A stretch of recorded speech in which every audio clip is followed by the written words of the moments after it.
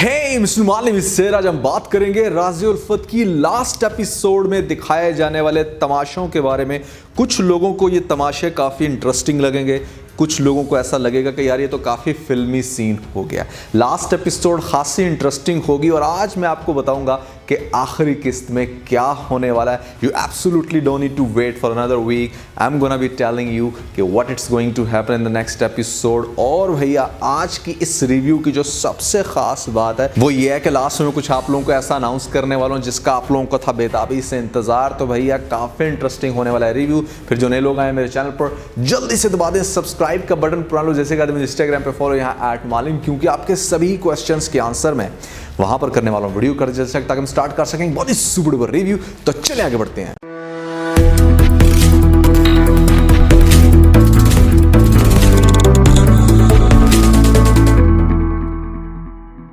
So last episode का breakdown करते हैं। यहाँ पर टीज़र को एक्सप्लेन करते हुए मैं आपको बताता हूँ कि भाई सबसे पहले तो जैसे आपने आज के एपिसोड में देखा कि मुश्क जो है वो ख़त लिखती है। वैसे आज के दौर में कौन ख़त लिखता है, नॉर्मली लोग जो है वो टेक्स्ट करते हैं, लास्ट टेक्स्ट वो भी इतना लंबा सा। लेकिन मुश्क को दिखाया जाता है कि वो लेटर लिखती है इस्माइल को, जिसमें डिस्क्राइब करेगी कुछ ऐसे कि मैं आपके साथ नहीं चल सकती, मतलब मेरे दिल में सिर्फ इर्तिज़ा के नाम के फूल खिलते हैं।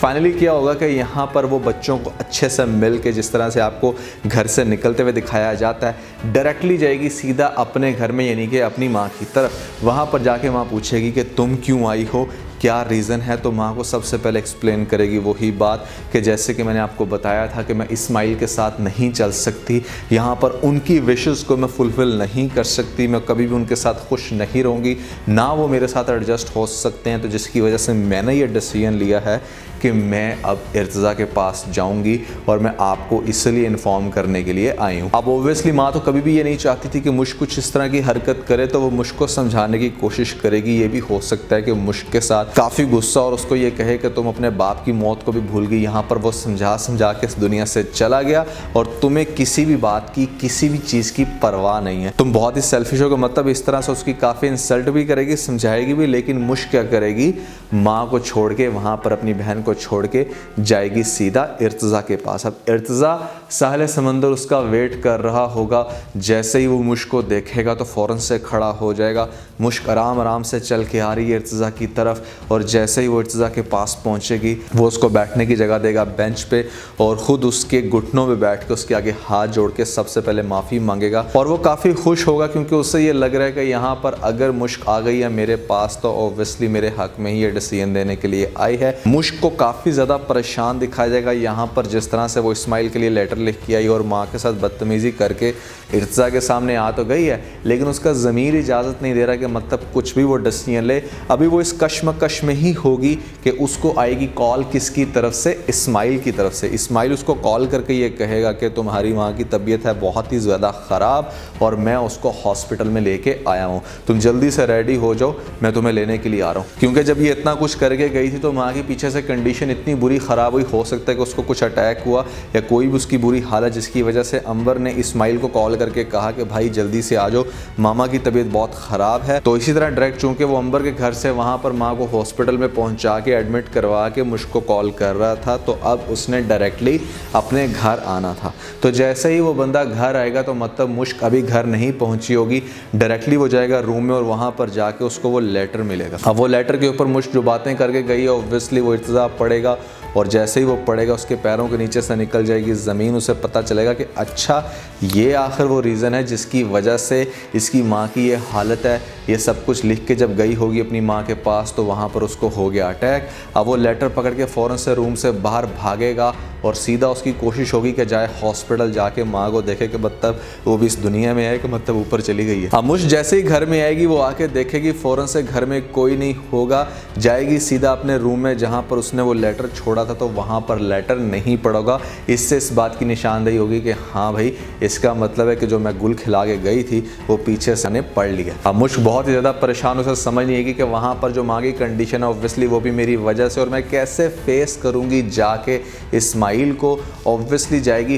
हॉस्पिटल में और जैसे ही वो हॉस्पिटल में एंटर होगी उसे पता चलेगी ये बात के डॉक्टर्स निकल रहे होंगे मतलब वार्ड से, और वार्ड से निकल के ये कह देंगे कि सॉरी हम उनको नहीं बचा सकते। हाँ, माँ बाप को इतनी तकलीफ दोगे तो माँ बाप मतलब कब तक बर्दाश्त करें, यहाँ पर कब तक अपनी औलाद को देखें कि हमारे लाख समझाने के बावजूद भी वो बिल्कुल नहीं समझ रहे और अपनी मनमानी कर रहे हैं। तो मुश्क की माँ भी इसी वजह से इस दुनिया से चली जाएगी और मुश्क के ऊपर ये चीज़ क़यामत बन के टूटेगी। क्योंकि देखो, अगर आपके पेरेंट्स किसी वजह से, किसी बीमारी की वजह से इस दुनिया से जाएं तो उसकी भी ऑब्वियसली तकलीफ़ होती है, लेकिन आप अगर अपने पेरेंट्स का मर्डर करो तो ये चीज़ आप बिल्कुल भी बर्दाश्त नहीं कर पाते कि आपकी वजह से आपकी माँ या बाप की ऐसी कंडीशन बनी कि अब वो इस दुनिया में नहीं है।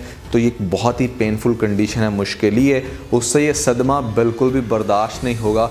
यहाँ पर वो कैसे फेस कर रही होगी इस्माइल को, काफ़ी इंटरेस्टिंग है। लेकिन भाई क्वेश्चन मेरा यहाँ पर सबसे बड़ा ये है, जिसकी वजह से मैंने कहा कि आप लोगों को फिल्म ही लगेगा, तमाशा लगेगा, और मुझे ये चीज़ रिलेटिवली थोड़ी सी बुरी लगी कि यार अगर आप दिखा रहे हो कि एक कैरेक्टर के दिल में किसी दूसरे कैरेक्टर के लिए बहुत ज़्यादा मोहब्बत है, वो उसे दिल जान से चाहती है, उसका होना चाहती है, यहाँ पर उसे कुछ दूसरा नज़र नहीं आता, लाख कोशिशों के बावजूद भी उसके दिल में इर्तिज़ा की ही जगह थी, तो फिर क्यों हम बार बार ऐसे कैरेक्टर को इमोशनली ब्लैकमेल कर रहे हैं। इमोशनली ब्लैकमेल मैं इसको इसलिए कह रहा हूँ कि यार पहले जब वो इर्तिज़ा को चाहती थी, हाँ ठीक है कि मिसअंडरस्टैंडिंग हुई जिसकी वजह से इर्तिज़ा इसकी लाइफ में नहीं आ सका, यहाँ पर तब उसने अपने बाप की कंडीशन बचानी थी, उसकी इज्जत का ख्याल रखना था, जिसकी वजह से उसको डिसीजन लेते हुए दिखाया गया। और अब क्या हुआ, अब अगर इतनी सारे प्रॉब्लम्स के बाद, इतनी सारी कंडीशंस को फेस करने के बाद फाइनली अगर मुश्क ने ये डिसीजन लिया कि उसको इर्तिज़ा के साथ जाना है या उसके साथ अपनी बाकी की ज़िंदगी गुजारनी है, तो एक दफ़ा फिर से हो जाती है अपनी माँ की वजह से इमोशनली ब्लैकमेल।